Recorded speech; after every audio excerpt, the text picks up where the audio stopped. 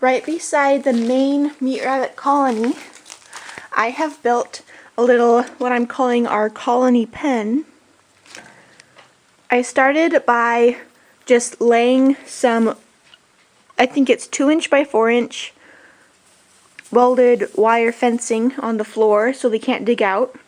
Unlike in the big colony, this space is too small to leave an area in the middle for them to comfortably dig burrows. If I left an open space, it's all too close to places they could dig out and escape, so they're not going to be allowed to dig at all. So I have wire down.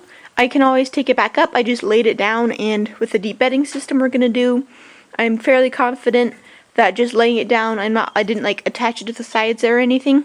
I'm fairly confident that'll work. If it won't for some reason, then I'll fix it later.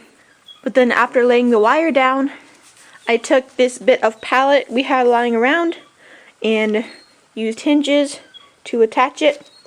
I also have a board going across the bottom, and I attached a board coming across the top so that the door, it was like a few inches short from the wire, so the door can close against here.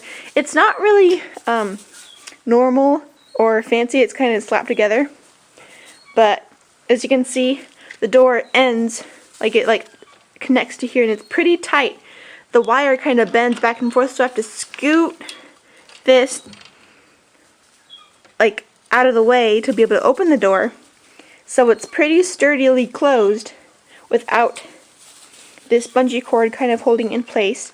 But I have it here just as a precaution. As you can see, if I take the bungee cord off, the door stays and it's really solid.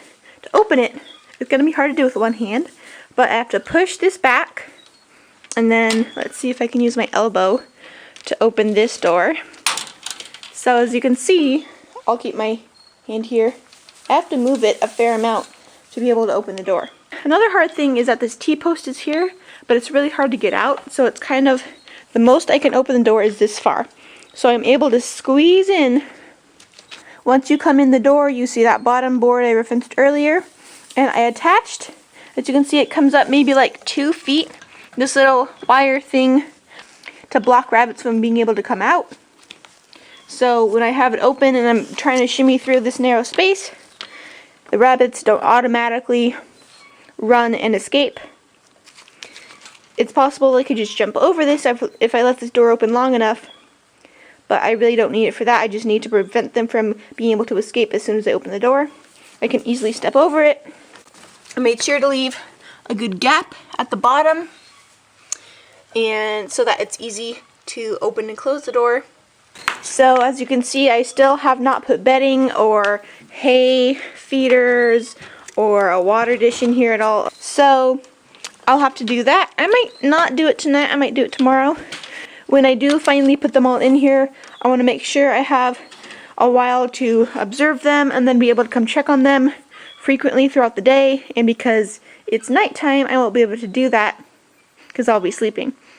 So I'll probably maybe do it tomorrow, though it's kind of busy tomorrow, so maybe I'll do it the next day.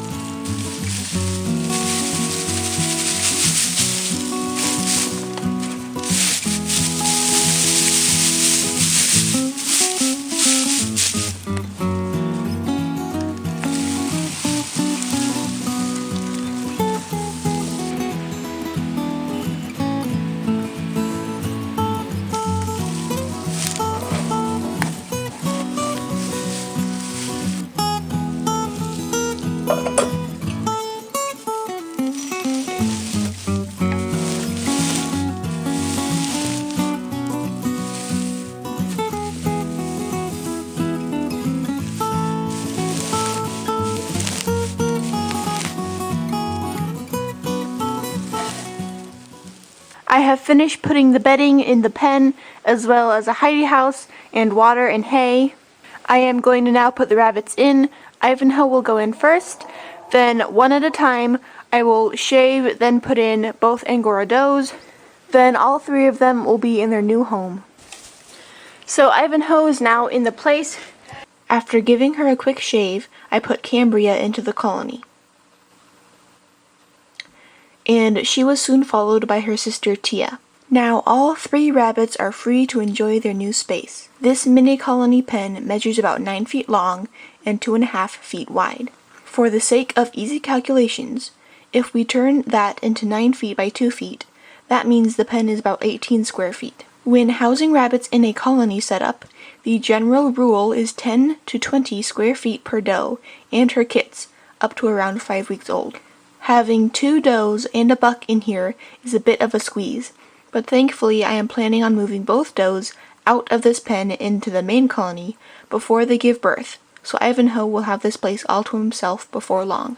I could very easily fit a doe and buck breeding pair in this space, or I might be able to squeeze in 2 breeding does and their kits. But since I already have a good-sized colony, I probably will not need to house does in here long term, but this will be a great space to house our secondary buck for the winter. And if down the road I need a bit more space to put weaned kits, this place will make a great grow-out pen as well.